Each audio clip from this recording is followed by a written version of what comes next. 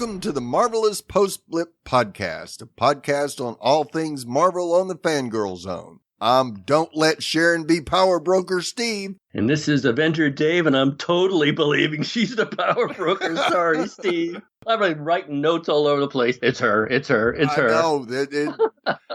They made it so obvious. And it's like, no. Is it too obvious? Maybe it's too obvious. And they'll all say suckers. It is so obvious that it's too obvious. Yes. And I just would hate for Peggy to roll over in her grave. Well, girl's gonna make a living. Oh, yes, she does. I'm telling you, there must have been like 8 arrows pointing right at her. Yes. Ding, ding, ding, right here. Yeah. Today we're talking about episode 3 of Falcon and the Winter Soldier, titled Power Broker, otherwise known as Sharon. Written by Malcolm Spellman and Derek Kolstad, who did John Wick, and directed by Kerry Scoglin. Again. Man. Yeah, what an episode this was. Yeah. I just it reminds me of Fringe, more questions than answers. Yes, absolutely. There was definitely more questions than answers in this episode. The people that were complaining that the last episode was just too slow sure couldn't complain about that this time. No, I know. I think they saved some money by blowing up a whole bunch of empty containers. Yes. What can we blow up? Well, what's handy? Oh, look, it's probably left over from some set. Anyway, like iRobot, that's just empty containers lying around everywhere. Absolutely. You don't mind if we blow up a couple? Go ahead. Have at it. Have fun. Well, my initial reaction, as I said before, we're not rating this, but if we were, I would give it 3.5 octogenarian manservants out of 5. Because I really like that guy. Oh, yeah. I like his sense of humor. I like how he liked that Zemo is really evil and he enjoys it. Yeah. So good to have you back. Yeah. If only he did that little finger to his mouth. Yes.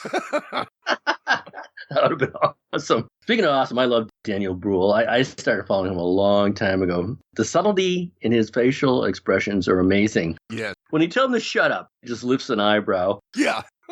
Or something. And he does that through the entire episode. The only thing that's out of character, which is probably so in character, is when they hit the disco floor. Right. That was so awesome. So ridiculous. But to our listeners out there, if you want to see Daniel Bruhl in his really early years, see the movie Goodbye Berlin. I wouldn't call him a child actor, but he's pretty young. Right. And Goodbye Berlin is an awesome movie. Yeah, I enjoyed the episode as well. I thought it was some great back and forth between Sam and Bucky, as always. Always. And it was great to see Sharon, but I'm afraid my heart's going to be broken because she is going to be the power broker. That would be a real switch. Yes, it would. That would be a departure from the comics. Yep. But you know what? We've already had 2 gender switched characters. Yes. Already. So why not 3? Yep. It's her. Yep. Sorry, Steve. Well, let's get into the episode, Dave. Thank you. To find the source of the super soldier serum, Sam and Bucky must scale a ladder of lowlifes, starting in Mandrapore with Zemo. So, the Falcon and the Winter Soldier's 3rd episode, Power Broker, otherwise subtitled as Sharon, takes a page out of WandaVision and opens on a positive note with an in-universe commercial for the previously mentioned Global Reparation Council. Those guys are starting to spook me out, really. Yes. It's like, that's a little too nice. They're a little too friendly, creepy. Yes, absolutely. I got a creep-tastic feeling from this. Yeah, the narrator tells us that we're to help you get back to the way things were. We either model reset, rebuild, restore. At least they didn't slam down an iron fist with the last part. Restore. Right. Oh, speaking of iron fists. What, have you heard this theory too? No. Oh, it's coming. Okay. I'm just going to reelect it right now so you won't let me forget it later. Right. When they said the disillusionment of Sokovia, yes, they were talking about neighboring countries. Yes. And one of the neighboring countries is Latveria. Right. Do you know who the leader of that is? He's got an iron fist. Yes.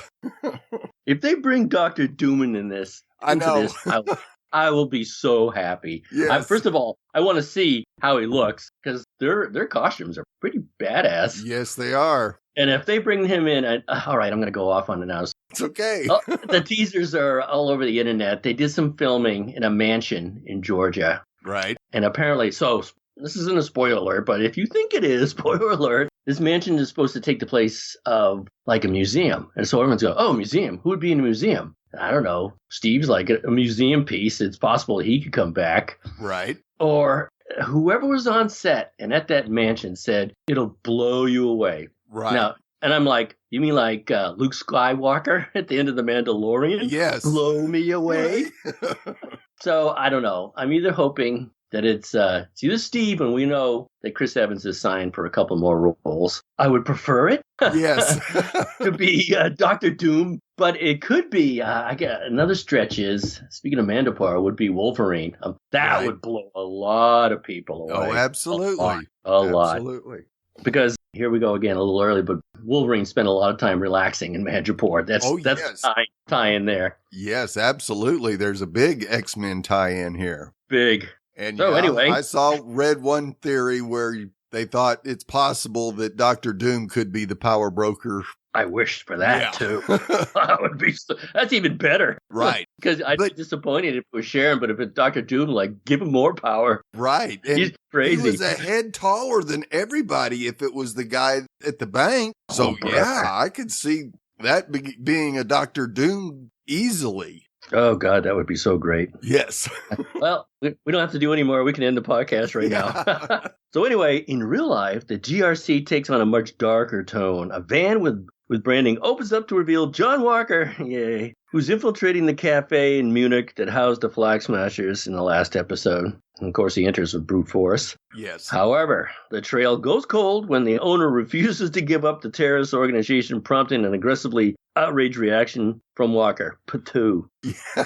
Hoskins insists they give up after finding yet another dead end, but not our Cap decides to forward and trying to find someone with a better hand. So, Steve, with a better hand, if you're going to gamble, that's a risk. Yes. And it's always risk for reward. What's your reward versus the risk there? So if you're willing to take the risk, better be able to pay up. Yeah. And he makes the statement that, well, if we get the job done, they really aren't going to ask how. Right. Yeah. Nobody asks how if you get the results. Yeah. So your comments from last week about setting things up to make him look a whole lot better than he is. Yeah. Fake. That really made me believe that wholeheartedly. Yeah. I got to imagine there might be a big one coming then, a big fake W for Walker that's going to come right back in his face as a loss. Unless, of course, he takes credit for something Sam and Bucky do. Right, which I'm sure he would. Yeah, he would. And speaking of Sam and Bucky, they're doing just that in Berlin as they go visit their old foe Zemo in prison. Bucky insists on going in alone, giving the history the two of them had. That comes out in their first encounter since Captain America Civil War as Zemo steps out of the darkness, repeating the words he said previously to send Bucky into Winter Soldier mode. Oh, he's such a dick. Oh, I know. I just had to see it. See if it worked. Yes. After seeing a glint of Bucky's old life in his eyes, the villain immediately figures out why he's there. He needs him. You know what, Steve? I think he bluffed a little there. I mean, what else was he? Too. Yeah, what else is he going to say? Yeah. Oh, I see you got a little bit of your old self in there. And if Bucky's half a human, of course he feels the guilt. We know he feels the guilt because he's going around with the booklet trying to make things right. And so this jerk saying, oh, I see you're not totally there yet. And of course that has to burn. Yes, it is. It was burning enough just saying the words to him. Yeah. Oh, yeah. First things out of his mouth. So we cut to a dark warehouse as Sam laments working with the man capable of doing so much evil, reminding Bucky about all the mayhem he caused in Civil War. And Bucky responds with a hypothetical of breaking Zemo out of jail using the chaos of a fight between prisoners along with a handy guard disguise. I like how he's telling Sam in their timeline, but they're also covering the timeline as it's already happening, or happened in his case. And we didn't see Bucky there at all, so it was all Zemo was just waiting for the right time to get out. It was almost as if it was Machiavellian. As Zemo enters the exact plan having happened, Sam is understandably irate, but Bucky pleads with him, asking Sam to stick his neck out for the former Winter Soldier as he did before. That's a big ask. It was a big ask. Yes, it is. That's what you do with a friend. He's got your back anyway. You just have to say it. Yeah. So, speaking of Zemo, was Zemo now part of the gang? He shows off his family's collection of cars, eyeing and bagging a familiar purple mask. That thing is so lame, but it's so cool. He re-expresses his desire to stop any chance of superpowered beings from becoming an army, be they Avengers or Flag Smashers. The tour through Zemos Lap of Luxury continues when they fly off in a private jet. My octogenarian manservant. So good. He gets his hands on Bucky's list. Don't leave that lying around, dude. No joke. Yeah, where did he put it on a chair? Anyway, we saw it in the premiere of All the People He Wronged, which is revealed to be Steve Rogers, the original one from the Winter Soldier. Why that's not in his back pocket, I have no idea. Right. After a brief interlude. I think Zemo pickpocketed him. You think so? Oh, yes. Well, he is a bastard. Oh, that bastard. Yeah. That's a good thought. After a brief interlude about how great Marvin Gaye's Trouble Man is, Zemo preaches about how putting superheroes on pedestals have caused us to forget their flaws, leading to cities falling apart, wars starting, and people dying. That's good. DC does the same thing, kind of. Right. Except the Marvel does it better, Yeah. I have to say. Yeah, but it's because they give so much agency to the humanity in their characters. Right. And having watched 4 hours, at least 2 or 3 times, of the Snyder version, you want to connect with them, but you just can't, really. Right. Yeah. It's impossible.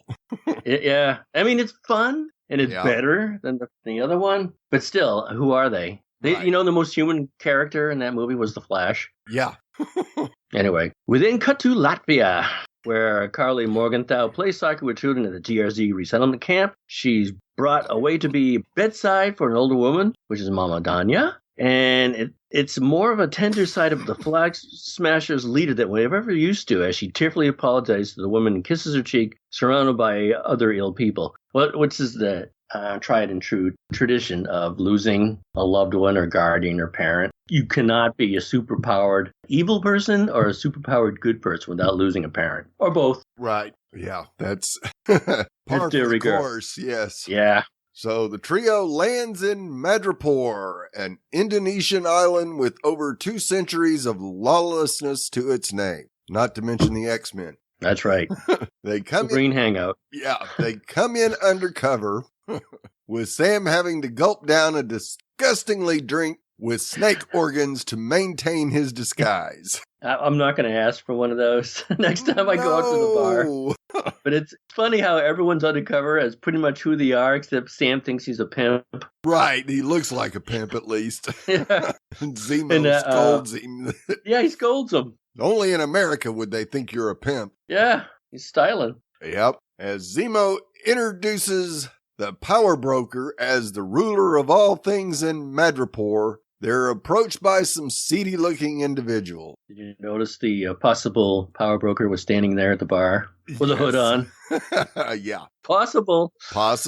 Bucky is forced to go back into Winter Soldier mode as he easily dispatches many bar patrons. And the display gets them on the radar of the very person they're there to see. They head in to meet Selby, the owner of the bar. Also gender switch from the comic books. Yes. As discussed somewhat earlier. Yeah. Zemo offers her the Winter Soldier in exchange for intel on the Super Soldier Serum. She reveals what she knows, saying the serum was manufactured by Dr. Wilfred Nagel here in Madripoor. Now, of course, that was just a breadcrumb. If you want to know where he is, that's going to cost you. Yeah. But they're interrupted, though, by a call to Sam from his sister, Sarah. And Come on, Sam. I know. Come on, Sam. Are you kidding me? The gig is up. I know. That was horrible. Does he never go to church? Does everyone stare him into church? And the guys get a saving grace when a mysterious shooter suddenly takes out Selby. Who could that be? Yeah, I wonder. But the bad news is they now have an exorbitant bounty on their head. Which is from the same person we are suspecting, I'm saying. Could be. Or Sharon, too. There's still another theory out there that it's actually Zemo, and he's been running everything out of prison. Yeah. So. Oh, okay. So, were they saved by Sharon? The 3 get thrown in the line of fire almost immediately, with all of Madripoor turning on them. But more shooters take out their pursuers, courtesy of a surprise appearance from Sharon Carter! Yay! Because she was there all along, setting things up. That's one theory. Yep. She is far from a friendly face, though, resentful that helping them in Civil War made her go off the grid in Mandrapore for the last 7 years and make a ton of money, having artwork that no one can afford, and it's high town, not low town. But she's fine. Poor girl. Yeah. Despite her hostility, she gets them off the street into her art gallery in the high town, as I mentioned, one of the assets from her new role as a hustler. See, Steve? I know. So is it too obvious? Yes, I think so. Okay. Well, I'm changing him to new clothes. Yo, I thought I was a Sharon Carter fan. I'm just as big one as you are. Okay, well, changing him into new clothes, and somebody managed to keep their shirt off for a while. Did you notice that? Yes, I Not did. that I was looking. Yeah. Anyway, Sharon, why she didn't say anything at that moment, I have no idea, because that was a perfect setup. Yes. Sharon expresses her heel turn when it comes to superheroes, calling it all hypocrisy. And I wrote a note to myself after that, told ya. Yeah. And now she's making money off it, if it's her. Yeah. Oh, what if Zemo and her are in it together? Oh. So now it's Sam's turn to negotiate as he offers his old friend a possibility at a pardon and a chance to step back on U.S. soil in exchange for intel on Nagel. Despite her initial hesitation, she complies, leading to the trio awkwardly enjoying a bumping Madripoor party night, especially Zemo. Yeah. He's really cutting up the dance floor. The next day, Sharon tracks Nagel to a shipping container. I wrote next to that, shocker. Yeah. As she impressively fends off the encroaching bounty hunters, the guys meet with Nagel. If it is her, she could have, if she called them all to bring them down on them at the beginning, what's to say the next day she isn't doing the same thing to make herself look good? I'm covering your back, Right. Certainly not be, because I'm still a hero. Right. Okay. Yeah, well, she didn't seem to have super serum in her, so that's No, something. she doesn't. She has super fat wallet. The scientist reveals that he was recruited by Hydra, then to the CIA to synthesize a new super soldier serum using the blood of the one-time Captain America, Isaiah Bradley. Ooh, you knew that was coming back. Oh, yeah. Poor guy. Nagel was blipped away before he could finish the initial round, and after coming back, the power broker, Sharon, helped him fund him because she has a ton of money to finish the job. Or Zemo. Or both of them. Right. That was interesting, though. The guy's got an evil plan. You never think of it that way. You always think of the heroes or the worst of the worst survive. Right. This guy's pretty much the worst of the worst, and he's still got blipped. Yeah. Then he comes back. And finishes the job, no less. Yeah, of course he did. He made 20 vials of the serum, but they're all stolen by the Flag Smashers. Yeah, sure. As Sharon comes in to warn them about the outside situation, conveniently, Zemo suddenly shoots and kills Nagel. Did you see what he was doing there, Steve? I mean, what kind of security was that? That sucked. Yes. If you're a mad scientist type, even Store 24, there's a jingle on the door when it opens. In case you're in the back room, this guy doesn't suspect anyone? Come on. Unless Sharon Especially guarantees. working for the power broker, too. Boy, I don't know if that's a blip, so to speak, or the guy's an idiot. He's too busy, being a mad scientist. Anyway, this is my favorite part. As Sharon comes in to warn them about the outside situation, Zemo suddenly shoots and kills Nagel. You know what Sharon said, Steve? What? He says, "What did you do?" Yeah. You know what she meant? To her. She meant to her. Oh. What did you do? Meaning to her. That's my ticket, she's saying. That's my money. Right. I like it. I could be. I sank a little there. Yeah. I mean, what did you do? What do you care? Yeah. He's an evil scientist. Or what did you do? You my money. Yeah. So the group can barely react, though, and as the lab blows up from a rocket launcher, Zemo has escaped, leaving Bucky and Sam to fight amongst themselves, as they always do, and Sharon tried to fend off all the bounty hunters, which I still think was planned, too, to make herself look good. Could be. Could be. The Sokovian comes in to save the day, properly masked up, with a sweet ride to boot, which I think was a Firebird. It could be a Camaro. It wasn't a Z28. It's hard to say. Right. I looked at a few of them back then. I think it's a 68. If our listeners can remind me, I don't remember seeing headlights on. Yeah, and I thought I did, so I think that answer will determine whether it was a Firebird or a Camaro. Sharon coldly bids them farewell, reminding Sam of his promise of a pardon. I can say Super Soldier Serum, but I can't say promise of a pardon. And we get a fun callback to the very encounter that prompted this series, as this time it's Bucky's turn to refuse to move his car seat up. Yeah, that was good. You're not going to move the car seat up. Nope. In Lithuania, Carly and her crony Kovich, that sounds familiar, scout out a GRC supply depot. She laments the death of Mama Doya, the woman whose bedside she was at, revealed by Nagel to have died from tuberculosis due to overpopulation at the refugee camp. Good boy. Yeah, one of the fallouts of the blip. Yep. Carly always wanted to be a teacher, but the returns from the blip sent her to the streets of Madripoor. There she thought... Oh, I'm sorry. I was just going to say, this was a Monty Python episode. She would have broken into song right there. Yes. I just want to be a teacher. Bum, bum, bum, bum. Yeah.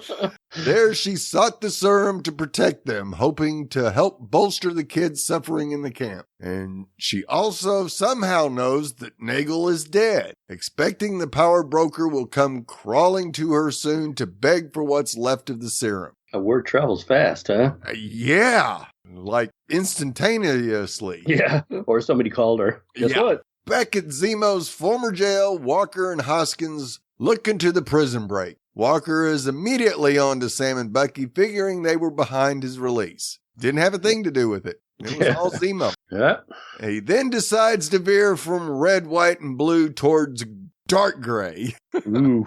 The Not Our Cap wants to go a bit outside of his jurisdiction, reasoning, you think if we get the job done, they're really going to sweat on us how? Yeah, he just wants a W. Yes, that's all he ever wants is the W. Yeah. And with some downtime in Zemo's plane, Sam ruminates on what they just learned. He's furious at what happened to Sharon, as well as Isaiah not even being regarded as a person. Makes me wonder how many people have to get steamrolled for this hunk of metal, he says. No, Sam. He really went off the deep end here. Yeah, he's sweating it. Bucky disagrees, saying the shield represents something to a lot of people, including himself. And while Bucky has plans to take the shield back from Walker, Sam has another. Destroy it and everything it stands for. Yikes. Yeah. Okay, we may have the Winter Soldier become the next Captain America. God, what do you think about that? You think Sam should have it? Or here's my take on Bucky. If he hints at a plan, he's already done it. Yes. So if I was Sam, like, you better get ahead of Bucky because he's halfway to the shield. Yes, absolutely. And as much as I'd love to see Sam take it, he's not there. I think at this point in time, Bucky's closer to being there than Sam. Yeah, you're right. I think when he is come face to face with a level of betrayal, I mean, how many times has he been betrayed already? Yes. In 3 episodes. Yeah. I think when he comes to terms with a level of betrayal, he's just going to grab it and keep for himself because he's going to say, that's it. I'm done. It's over. It's right. Mine. I guess. So anyway, back at the supply depot, the flag smashers clear out to the supply depot, which the GRC had apparently been sitting on for months. Not exactly good guys. Carly leaves the council members tied up, saying they're doing what it takes to survive. Not a bad argument, but she shows that attitude comes with a violent streak as she blows up her car along with all the people left inside. When Dovich protests the attack, she responds, "It's the only language these people understand." I'm like, if I was Dovich, I was like, uh-oh. Yeah, you almost killed us. Oh, my God, I know. Buckle your seatbelt. Why? Boom. Yeah, I think I'd have been a little bit upset about that because Kovich definitely was not expecting to kill people. No, I know. He mentioned there were people inside. Yeah, and they were tied up. Yeah, so they couldn't get out. Yeah. So we're back in Lithuania as the guys are looking into Carly's previous visit to the camp thanks to the intel on the dying woman the flag smasher leader was visiting from Joaquin Torres. Voice credit. Yeah, Bucky stays behind though, noticing a couple of small metal pieces of surveillance equipment. Them sneaky little metal balls. I know. How would he spot those? I know. White Wolf. Yep. It leads him to an alleyway as he says, "I wonder when you'd show up." And the camera pans around to reveal quite the surprise. Wakandan Dora Majali, warrior Ayo. She has 4 simple words for the former White Wolf. "I'm here for Zemo." Do you expect to see that at all? No. Even though, me neither. I thought it was awesome. No. Well, and Sam even mentions Wakanda earlier in the episode. Yeah. So it was like, yeah. Okay, when's the next shoe going going to drop? Up? Yeah. Yeah. He knows. When you play a double game, someone's going to get burned. Yes. Why they left Bucky on his own. I'm going for a walk. Yeah, okay, see ya. You okay? Yeah, I'm good. What the? Yeah. Don't be suspicious, considering you just broke out Zemo out of prison just earlier. No. So, another amazing episode, and we're already halfway through this season. Oh, what a shame. Yeah. It is good. It's still very cinematic. I like that. Yes, absolutely. Yeah, they've basically turned a 6-hour movie into 6 episodes. Yeah, I'll take it. Absolutely. Well, we'd love to hear your thoughts on each and every episode this season. As short as it is, please go to www.fangirlzone.com and click on the contact link where you will find several ways to contact us via email or through social media. I've heard of that. Please rate and review us on iTunes and any other platform you use for your podcast. With good ratings and reviews, it helps other fans of the show find us because there are plenty of other Marvel podcasts out there. Tell your friends, and I hope you're enjoying our podcast. And don't forget to check out the other great Fangirl Zone podcasts. And don't forget to check out our contact links on www.fangirlzone.com so you can get a hold of us any way you please on social media. So for this episode of the Marvelous Post-Blip Podcast, I'm Steve. They cleared the bionic steering machine, and he killed almost everybody he's met. Instead of saying, I heard that, he should have said, sitting right here. Yes. But that was great. That was the best dig of the episode. And this is Avenger Day. When I saw AO at the end, well, in order to honor John Walker, I almost spit in my pants. There is nothing wrong with your internet. Do not attempt to adjust your settings. We are controlling the podcast. We control the squealing and the screams. We can make your heart flutter, your eyes blur from tears, or sharpen your mind to crystal clarity. For the next hour, sit back. We are in control of what you hear. We repeat, there is nothing wrong with your settings. You are about to experience the awe and mystery known as the female mind. You are now entering the Fangirl Zone.